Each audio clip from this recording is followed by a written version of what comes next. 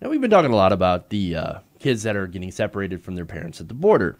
Now, as if that's not bad enough, the cases of Border Patrol separating these families and throwing the adults in jail and charging them with criminal offenses and sending the kids God knows where, tent cities or abandoned Walmarts and, cages even. As if that's not bad enough, it's about to actually get worse, because it appears that there are some companies that are more than happy and willing to exploit these children for profit. And I'm not talking about the kind of exploitation that is illegal. No, this is completely legal. Now, the Daily Beast here with a great article from Betsy Woodruff and Spencer Ackerman, working both together on it. They write, they reveal that defense contractors are now profiting off of this new policy from the Trump administration. Now, these contractors, they write, have advertised a new flurry of jobs. Oh, look, they're creating jobs. So the immigrants actually are creating jobs. That's interesting. No, they've posted these new jobs in recent weeks to support the infrastructure surrounding undocumented children whom the Trump administration has taken from their families. One of them, Virginia-based MVM Incorporated, seeks a compliance coordinator to help in San Antonio with the, quote, rapid deployment of an emergency influx shelter for unaccompanied children. Now, the coordinator would ensure the children's shelter met policies and procedures set by the Department of Health and Human Services Office of Refugee Resettlement. MVM posted the job on its website this week. Now, there's another job posting from about 20 days ago, advertises for youth care workers in anticipation of a contract award. And of course, that is good evidence that they appear to believe that their business will begin to grow in this area. Now, MVM is a defense contractor, and yet they're getting into childcare. Unfreaking believable.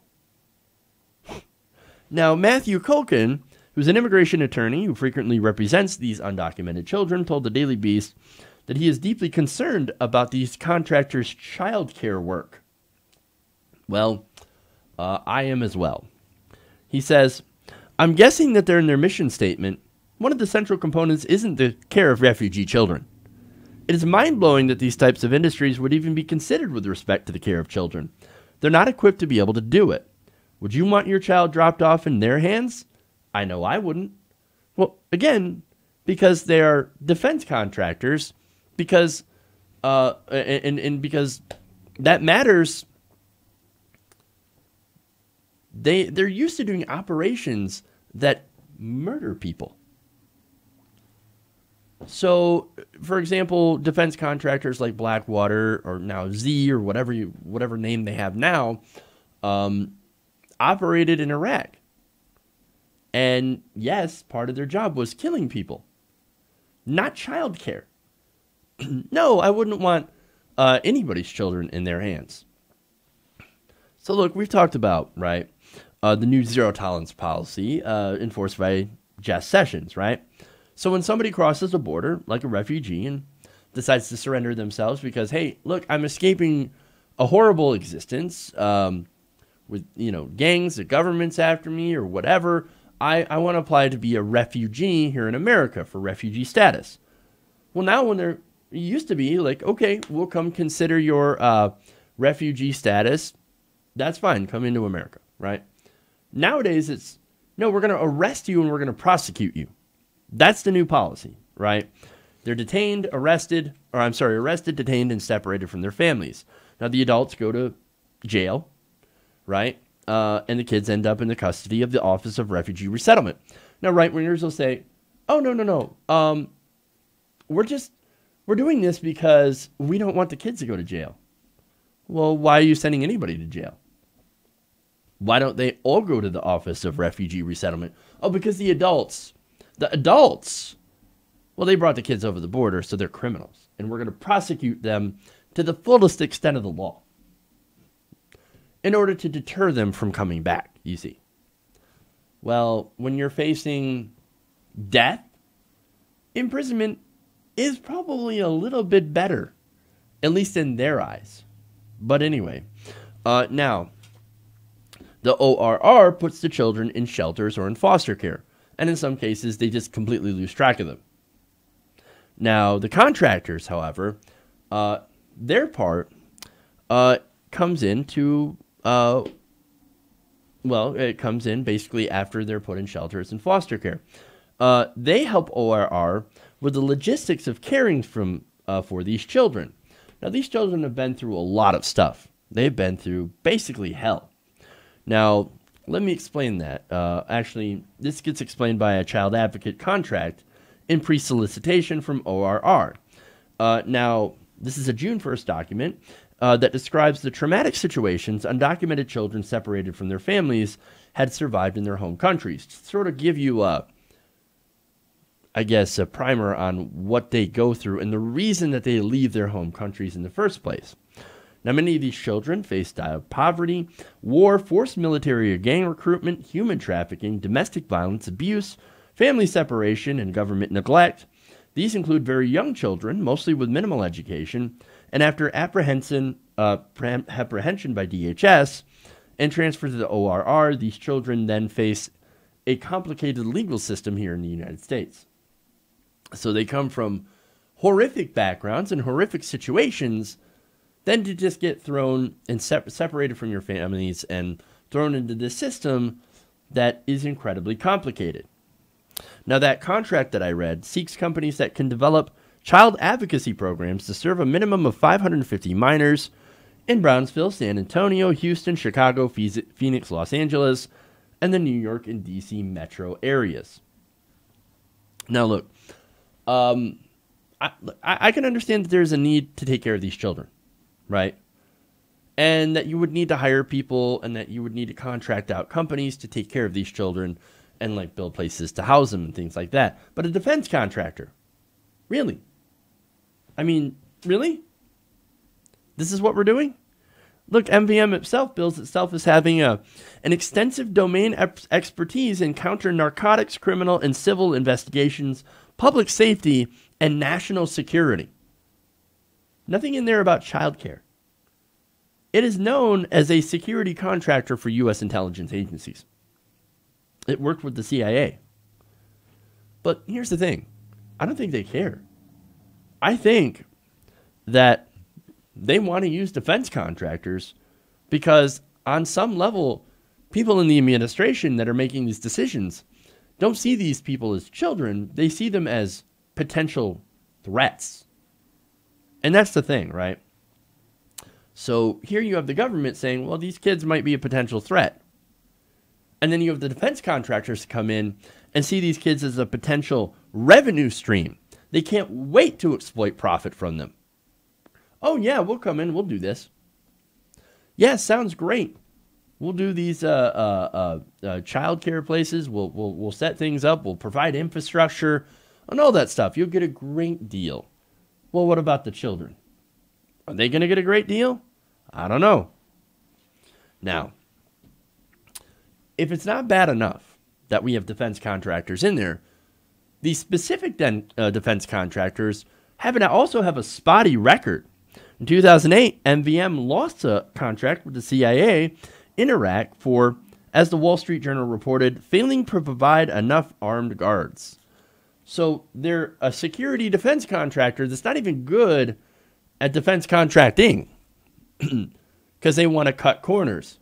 You think they're not going to cut corners with the kids? Of course they are. Now, they also face internal allegations that the guards in Iraq, which worked for both the CIA and the NSA, were procuring and possessing unauthorized weapons and explosives, according to a since-dismissed lawsuit from an Army Special Forces veteran employee who claimed wrongful termination after blowing the whistle. And look, I don't know if that ended up being true, but I wouldn't be surprised considering the things that Blackwater has also done and never got in trouble for.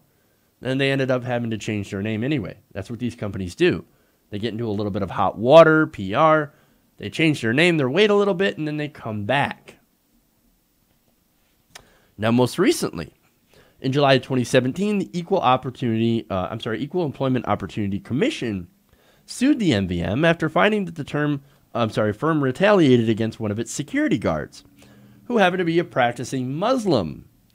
Now, they forced him to shave his beard after he reported a supervisor calling him the N-word. What a great place to take care of children, especially traumatized children. But look, what do you expect from an industry that has also taken part in the bombing of children overseas?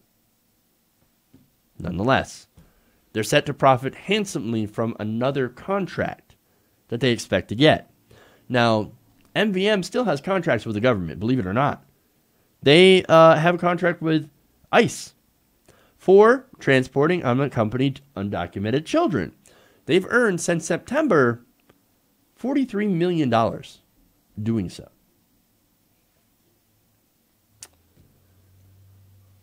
This is bad news. This is bad news. Now, how do we know all this, by the way? All these different things that these contractors have done. Well, it turns out that there's an investigator with the Project on Government Oversight who has a misconduct database. This is Neil Gordon, and he says about this, quote, "It looks right now that the Trump administration's policies regarding immigration is proving to be a relatively lucrative area for private contractors." Well, of course. No kidding. He said, "I'm concerned with these companies' track records. Have they been properly thoroughly vetted to ensure their performance histories are relatively satisfactory? Do they have recent cases of misconduct levied against them? Any sort of pending legal or enforcement matters concerning the issues of misconduct?" Well, look, those are good questions. Those are fair questions. And, of course, we already have some answers to those questions. MVM has those problems. And, of course, their spokesmen are like, no. See, those suits, one was dismissed. And the other, look, no, we're fine. We're perfectly set up for childcare to take care of these undocumented, unaccompanied children. Are we, though? But they're not the only defense contractor. There's another one, General Dynamics. Now, General Dynamics happens to be the third largest federal contractor by dollar amount. They've got $15 billion in government contracts. However, in 2017, according to Gordon's database, they have faced $280.3 million in penalties for 23 misconduct cases since 1995.